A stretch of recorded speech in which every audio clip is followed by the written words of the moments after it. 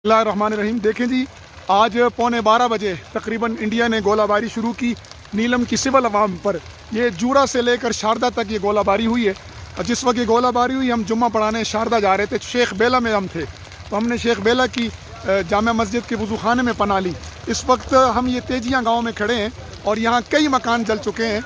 ये एक दूसरे जाविये से आप देखें, और ये मकान जो करीब हैं, मैं तकरीबन मकानात से 100 फुट के फासले पे हूँ, लेकिन यहाँ आग की तपिश यहाँ तक आ रही है। और ये देखें, ये लोगों की हालत वज़ार देखें, और किस तरह सिविल आबादी पर ये जुल्म हो रहा है। ये देखें, ये सिविल आबादी पर जुल्म है सारा। ये सारा जुल्म सिविल आबादी पे हो रहा है। इनकी सारी उम्र की जमा पूंजी इनकी ख़त्म हो गई है जी। और बिला वजह ये जुल्म बर्बरियत है। तमाम हलकों को चाहिए कि मजलूम नीलम के बासियों के जुल्म के पर होने वाले जुल्म के खिलाफ आवाज़ उठाएं और इंडिया को इस जुल्म सितम से रोकें। आए दिन ये गोलाबारी अहलियान नीलम का जिसने जीना हराम किया हुआ है। कई मकानों में आग लग चुकी है, तकरीबन ये 8 से 9 मकान है जिनको आग लग चुकी है, और अब ये मकान जो करीब है ये भी खतरे में है शदीद। अल्लाह बेहतर करेगा बेटा। ये देखें, लोगों की सारी उम्र की जमा पूंजी ये इन मकानात के जलने की शक्ल में ज़ाया हो चुकी है। जान को ख़तरा, माल को ख़तरा, हर वक्त का खौफ। इस वक्त बच्चे स्कूलों में महसूर हैं। मैं आपको दिखाता हूँ अगली वीडियो में कि बच्चे 200 बच्चे स्कूलों में महसूर हुए हैं, और आधा घंटा तकरीबन इंडिया ये गोलाबारी चलती रही है। इंडिया की हैवी फायर चल रहा है मजलूम मुसलमानों पर।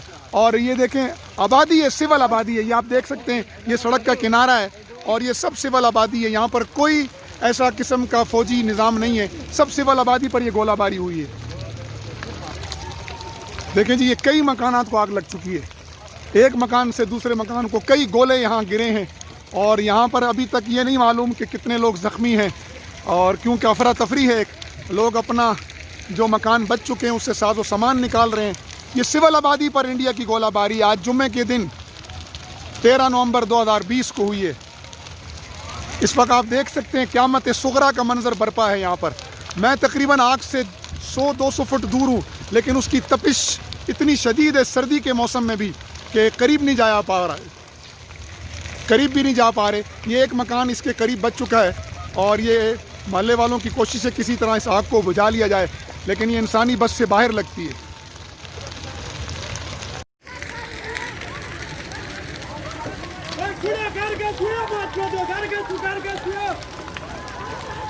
और कुछ जानी नुकसान तो नहीं हुआ अभी तक? नहीं, अभी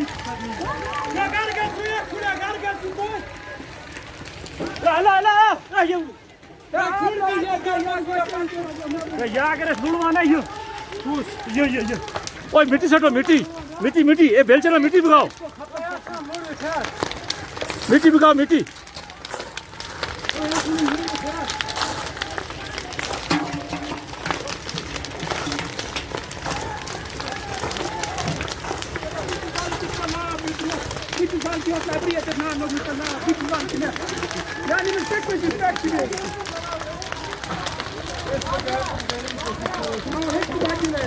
बेटा वहाँ डालो आगे।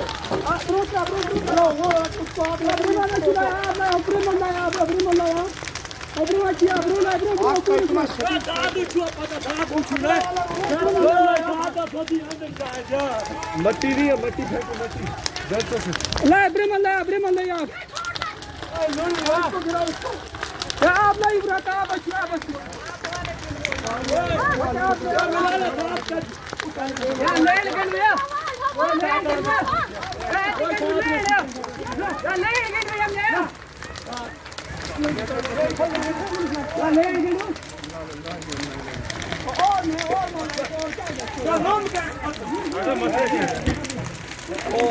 बंदा अंदर के घेरा दिखा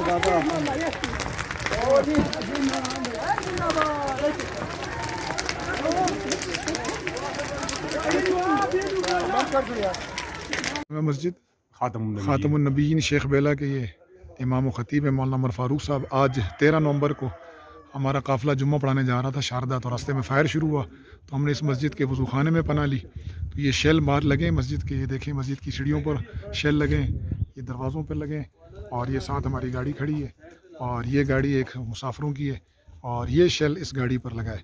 और आप देख सकते हैं कि ये शेल यहाँ लकड़ी पर लगा है, और लकड़ी को बुरादा लेता हुआ ये लकड़ी का हिस्सा اور جا کر ایک گاڑی پہ لگا ہے اور گاڑی کا شیشہ سے ڈیمیج کیا ہے.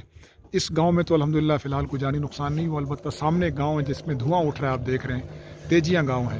6 مکان جو ہیں بالکل تقریباً کئی مکانوں کو آگ لگ چکی ہے اور وہاں کے نقصانات کا علم نہیں ہے. اللہ تعالیٰ تمام مسلمانوں کی اور بالخصوص اہلیان نیلم کی حفاظت فرمائے. الرحمن الرحیم. آج 13 نومبر بروز جمعہ ہم شاردا جا رہے تھے، راستے میں شیخ بیلا میں فائر شروع ہوا. اس وقت جہاں ہم موجود ہیں یہ گاؤں ہے تیجیاں اور یہاں کئی مکانوں کو آگ لگ چکی ہے جی.